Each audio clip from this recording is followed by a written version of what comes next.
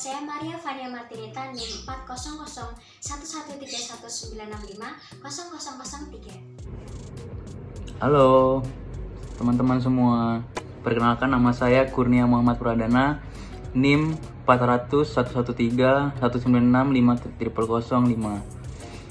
Saya dari kelas MAL A. Halo semuanya, perkenalkan nama saya Adila Lima Finandia, NIM 055 dari MAL A. Halo teman-teman, perkenalkan nama saya Junita Kian Fidriani, NIM 069 dari MAL A. Terima kasih. Halo semuanya, perkenalkan nama Zara Nadia, NIM 038 kelas MAL A. Pada kesempatan kali ini kami akan membahas mengenai masalah manajemen risiko kereta api. Manajemen risiko sendiri proses kegiatan yang dilakukan untuk meminimalkan bahkan mencegah terjadinya risiko perjalanan. Pada kesempatan kali ini kami akan membahas perusahaan PT KAI yang merupakan perusahaan jasa kereta api di Indonesia. PT Kereta Api Indonesia disingkat PT KAI atau KAI adalah badan usaha milik negara Indonesia yang menyelenggarakan jasa angkutan kereta api. Layanan PT KAI meliputi angkutan penumpang dan barang. Dalam keberjalanannya, perusahaan jasa ini perlu mengetahui berbagai langkah yang perlu dilakukan untuk mencegah timbulnya resiko besar yang mampu membahayakan pekerja dan juga para penumpang. Dengan adanya manajemen risiko, terdapat pengendalian yang dilakukan oleh perusahaan untuk menurunkan risiko yang ada. Di sini saya akan membahas mengenai identifikasi risiko terhadap PT KAI Kereta Api Indonesia. Tujuan dari identifikasi risiko sendiri yaitu adalah untuk dapat mengembangkan daftar yang komprehensif terkait sumber penyebab risiko maupun kejadian yang mungkin berdampak pada pencapaian yang telah diidentifikasi pada saat penetapan konteks.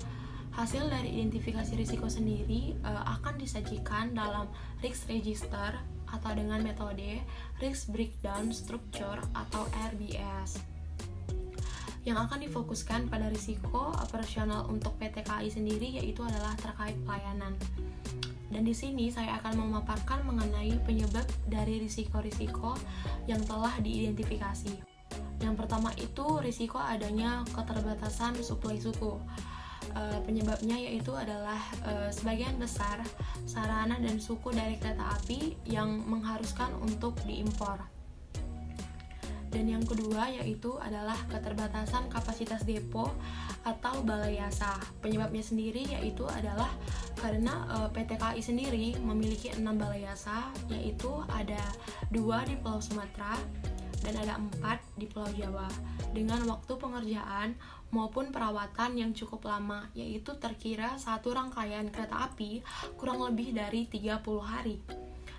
Dan yang ketiga yaitu adalah adanya gangguan maupun kerusakan pada rel kereta api sendiri, ataupun adanya peralatan persinyalan dan listrik aliran atas. Penyebabnya dari gangguan tersebut adalah adanya kekeliruan pada perencanaan, adanya kekeliruan saat pembangunan ataupun pelaksanaan konstruksi pada rel kereta api sendiri. Dan yang keempat yaitu adanya rendahnya jumlah armada yang dapat digunakan atau availability atau dapat dioperasionalkan. Penyebabnya sendiri yaitu adalah rendahnya rasio availability, yaitu rasio antara jumlah armada yang ada terhadap pada PT KAI sendiri. Ya, yang kelima ada terbatasnya sarana perkeretaapian yang didominasi di Pulau Jawa. Penyebabnya, yang pertama, distribusi pembangunan infrastruktur kereta api yang tidak merata di seluruh Indonesia. Dan yang kedua, kondisi alam di luar Pulau Jawa yang tidak sesuai untuk moda kereta api. Yang keenam, ada meledaknya pengguna jasa transportasi pada musim-musim tertentu. Penyebabnya, tingginya animo masyarakat terhadap penggunaan jasa transportasi kereta api. Yang ketujuh, yaitu minimnya jumlah stasiun yang dapat dioptimalkan. Penyebabnya, kondisi infrastruktur di beberapa stasiun masih belum maksimal. Dan yang kedua, minimnya gerai usaha atau bisnis yang tersedia di stasiun. Yang kedelapan, ada keterlambatan jadwal keberangkatan. dan kedatangan. Penyebabnya yaitu persilangan dan penyusulan. Dan yang kedua ada bongkar muat barang. Risiko operasional PT KAI yang ke-9 yaitu tidak diminatinya jasa-jasa penunjang kereta api seperti pertokoan atau restoran karena pemasarannya yang memang kurang. Risiko yang ke-10 yaitu perseroan tidak dapat mengambil keuntungan dengan menaikkan tarif karena penyebabnya terdapat perubahan peraturan mengenai tarif angkutan kereta api di kelas ekonomi yang telah ditetapkan oleh pemerintah.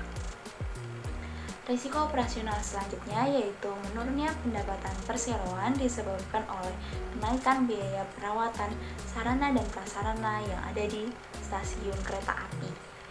Yang ke-12 yaitu kebakaran dan kecelakaan kereta api karena perusahaan PT KAI tidak mengasuransikan beberapa aset tetapnya, sehingga terdapat risiko kecelakaan, kebakaran, dan beberapa jenis risiko lainnya yang mampu menyebabkan kerugian. Nah, untuk pengukuran risiko sendiri, PT KAI memiliki beberapa potensi risiko. Nah, contohnya yaitu yang pertama, kegagalan pemanfaatan IT untuk memperbaiki proses perencanaan PT KAI. Nah, kemudian yang kedua ada kegagalan peningkatan segmen angkatan. Nah, kemudian ada kegagalan pencapaian target untuk membangun rel kereta api. Dan yang terakhir yaitu ada kegagalan penerapan etiketing komuter lain. Ya, pengendalian risiko PT KAI. Dari hasil identifikasi penyebab risiko PT KAI harus meminimalkan dampak negatif dan kemungkinan terjadinya risiko. Langkah-langkah pengendalian risiko diantaranya yang pertama yaitu kebakaran dan kecelakaan kereta api. Perlakuan yang harus dilakukan untuk mengendalikannya adalah penyiapsiagaan backup sistem dan prosedur kerja untuk sistem pemadaman kebakaran dan tangga darurat. Nomor 2, keterbatasan suplai suku cadang.